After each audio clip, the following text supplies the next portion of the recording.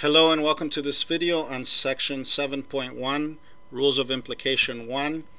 In this video we're going to learn 4 rules that we're eventually going to be using to deduce or to infer conclusions. So how we're going to do that will make sense in part 2 of this video. In this video, in part 1, we're only going to learn the rules. So these are rules that are valid, they're always valid.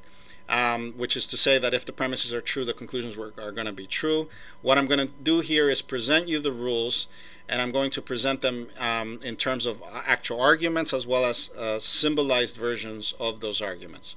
Okay, the first rule is modus ponens, and so what I'm going to do is I'm going to show you the argument, and then I'll show you how this is symbolically represented so that we have a valid form. So this here is a valid argument. If John is smart, then he will get into Princeton.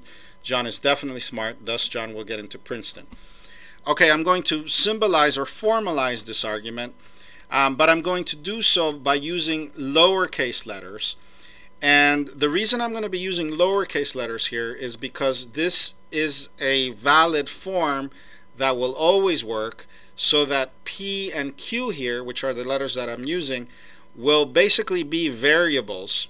They're not going to be specific statements. Remember, we typically have symbolized these in terms of specific capital letter.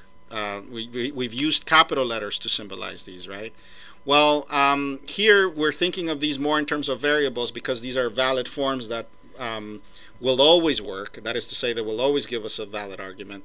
And so it's better to use lowercase letters to represent how universal these are, how they can apply to any statement as long as we're consistent with our P's and Q's. So John is smart symbolizes the antecedent of this first premise, which is a conditional statement, right? John will get into Princeton symbolizes the consequent of that same antecedent, right? So we have if P then Q. Notice then that over here we have P again, right? John is definitely smart. If we ignore the word definitely, which is basically there for emphasis, we would still have John is smart in our second premise here, right? And then the conclusion is that he will get into Princeton, right? And notice that the conclusion is the consequent of that first conditional statement. So if we let P and Q symbolize these, then the final symbolized argument would look like this. Over here in the purple, we have if P then Q, P therefore Q. Remember that the premises are above the line. Let me fix the spelling here so that those squiggly lines don't confuse you. So remember from our last video, or actually it's part 1 of section 6.4, that when we symbolize these, then we formalize these, we have the premises above the line, and we have the conclusion after the line. And that's what's going on here. Notice that if P then Q is the first premise, that is if John is smart, then he will get into Princeton. Notice that P is the second premise, which is John is definitely smart, which can be just quickly stated as John is smart again, right? And notice that we have the conclusion below the line, which is Q, that he will get into Princeton. Okay, so this means that this is a valid form, and that is to say that if we have if P then Q, and then if we have P again, Q will definitely follow, or Q will necessarily follow. Because remember that with validity, if the premises are true, the conclusion has to follow, right? It necessarily has to follow. So if we have those two premises, if P then Q, and we have P, Q will necessarily follow, and that's why modus ponens is a valid form that will always work. Modus ponens, by the way, is abbreviated as MP. So let me put the abbreviation at the very top here, and I'll do that for all the others. That's the abbreviation for it. Okay, the next form is modus tollens.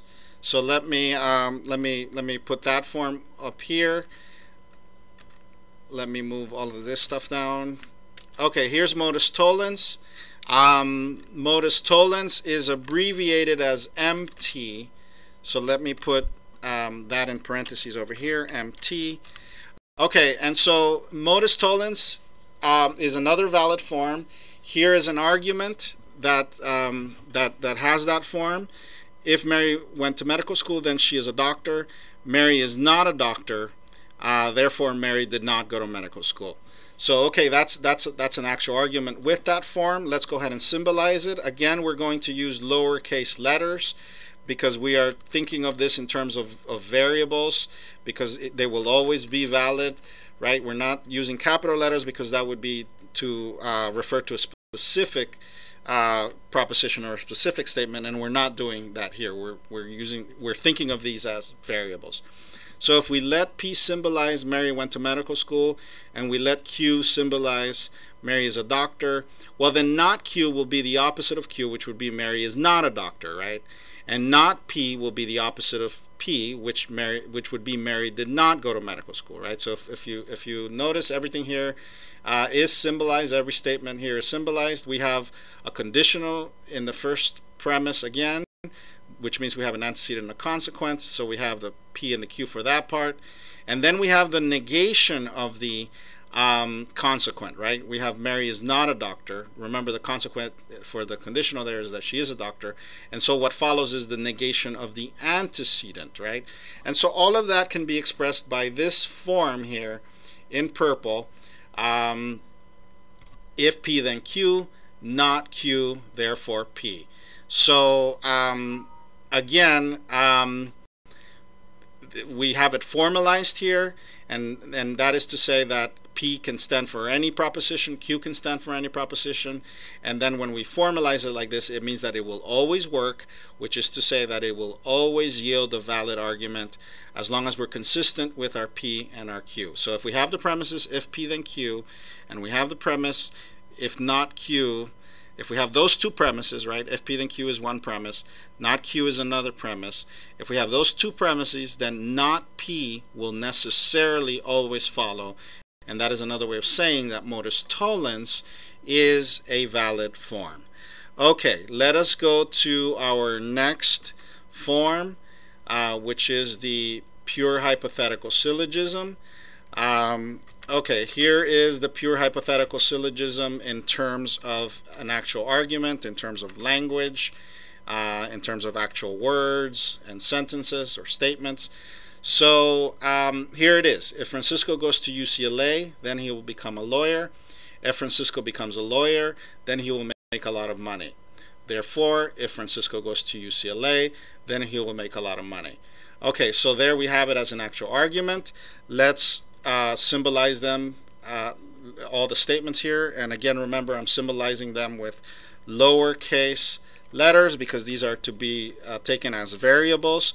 So if we let P symbolize Francisco goes to UCLA, and we let Q symbolize Francisco will become a lawyer, and we let R symbolize Francisco will make a lot of money, then you can go back and see that everything is accounted for. Notice that this is an argument with three conditional statements. The two premises are conditional statements, right, which are basically the first two sentences here. And then the conclusion, if Francisco goes to UCLA, then he will make a lot of money, is also a conditional statement. So we have two conditional statements as premises, and then the conclusion is also a conditional statement. Okay, well, that form looks like this when we have it symbolized, right? If P then Q, and then if Q then R, if we have those two premises, it necessarily follows if P then R necessarily follows, right? So that is the form. Again, it is valid. So what that means that if you have the premises if P then Q, and if you have if Q then R, if you have those two premises, the conclusion, which is below the line, if P then R, will always necessarily follow, which is just another way of saying that this is a valid argument. So if those two premises are taken to be true, if they're taken for granted in a sense, then the conclusion has to follow, and the conclusion here is if P then R. This is, again, the pure hypothetical syllogism. The abbreviation for this one will be HS. And be mindful of those abbreviations because we will need them later on. We're going to need them actually in the next section and the next part of this section when we do proofs using these rules. Okay, so that's the pure hypothetical syllogism. Let me bring up the last one for this video, which is our fourth rule, and that is our fourth rule for this section, for section 7.1, and that is the disjunctive syllogism. This one should be familiar to you because we did talk about the disjunctive syllogism in chapter 1. Remember, a syllogism is an argument with exactly two premises, and that's what this has, right? And then it has that disjunction either or. Okay, so here's a disjunctive syllogism with actual language, with words. Either Sophia will go to Stanford or she will go to Berkeley. Sophia will not go to Stanford, therefore Sophia will go to Berkeley. So that is an argument, right? It has the premises, it has the conclusion that Sophia will go to Berkeley. Okay, so again, let's use our P's and Q's to symbolize this. Again, remember, we are using lowercase letters because these are to be thought more of as like variables, which is to say that these will show us forms that are always valid. So if we let P symbolize Sophia will go to Stanford, and we let Q symbolize Sophia will go to Berkeley, then the not P, which is our second premise here, Sophia will not go to Stanford, will be the tilde P, right? That's what that will. That's the way to symbolize that second premise. Okay, well, the whole form is going to look like this. We're going to have in the first premise, we're going to have P or Q.